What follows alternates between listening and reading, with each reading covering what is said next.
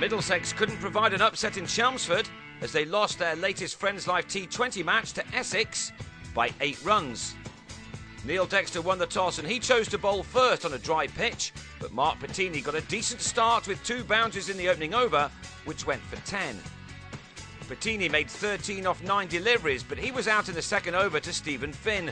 He timed the ball well enough off his legs, but Sam Robson had been well placed at deep square leg. Tim Southee, the New Zealand bowler, came out as a pinch hitter, but all he could do was hit Stephen Crook to Adam Rossington at mid-on as Essex slipped to 21 for 2 after 3 overs. Shah, in his long career at Middlesex, was known for being involved in the odd run-out or two, and that's what happened to him here. He had no thought that Crook's throw from short fine leg would hit the stumps, but it did, and Shah was gone for a duck. The one man who'd survived the early wickets was Adam Wheater, who counter-attacked Finn with a couple of 4s to try to get Essex out of their slump. Wheater, a 21-year-old, has a big future ahead of him, and he was soon proving that here with some exceptional shots as the home side reached 36 for 3 at the end of the power play. Wheater was threatening, but he then yorked himself and was out at 48 for 4 at the end of the 8th over. Ryan McLaren with the wicket.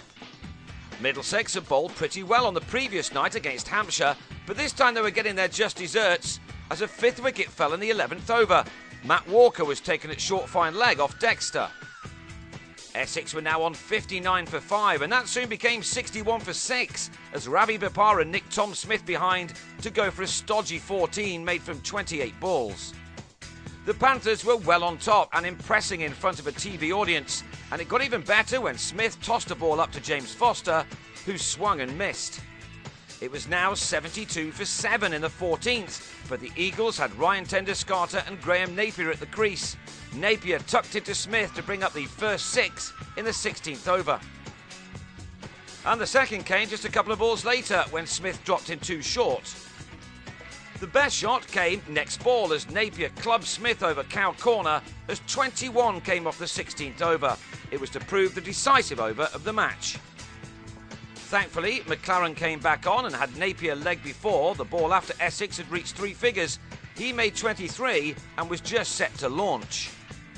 But in spite of the loss of their 8th wicket, Doeschate continued to fling the bat.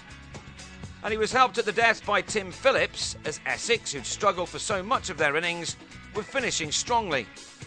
The crowd fell silent when Doeschate found McLaren in the deep in the final over after making a top score of 28, but Essex had recovered somewhat to finish on 139 for 9 from their allotted overs. Needing 7 runs per over to win for the 3rd time this summer, Paul Stirling came out with just one thing in mind, and that was to play his shots.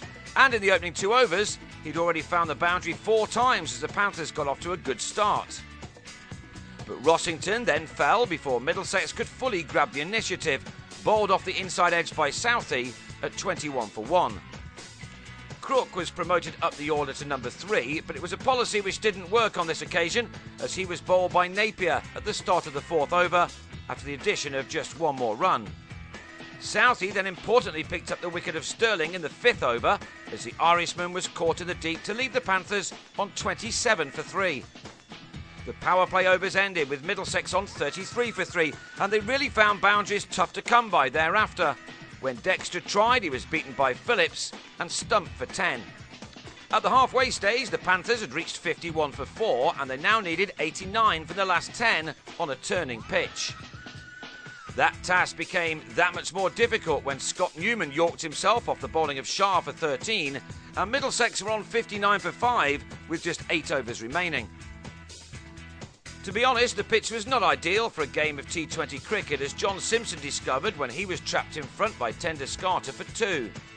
Middlesex just couldn't get going at all until Tom Scollay hit Phillips out of the ground with a massive 6. And he and McLaren were both able to find the boundary in the next over as Middlesex suddenly changed gear. 13 had come off 5 balls in the 15th, but to the last delivery of it, Scollay was caught behind for a quick fire 15. So with 5 overs to go, Middlesex were on 83 for 7, needing 57 more runs to win. Robson, having top scored on Friday night, made only 4 this time before he chipped man of the match Napier to mid-wicket at 90 for 8. It looked all over, but McLaren hadn't given up just yet. He smashed Southee for a couple of fours as he made a good fight of the contest, bringing up the 100 in the 17th over. 40 were then needed off the last 3, and McLaren hit a 6 off the first ball of the 18th. Before he also found the boundary, the Panthers were then awarded 6 runs for Essex's slow over rate, and that meant that 21 were needed off the last 2. But only 4 came off the penultimate over, bowled by Napier, and that left too much to do as the Panthers fell 8 runs short. It was a disappointing run chase, but they played their part in an entertaining match. They now return to Lords for their next match on Thursday against Surrey.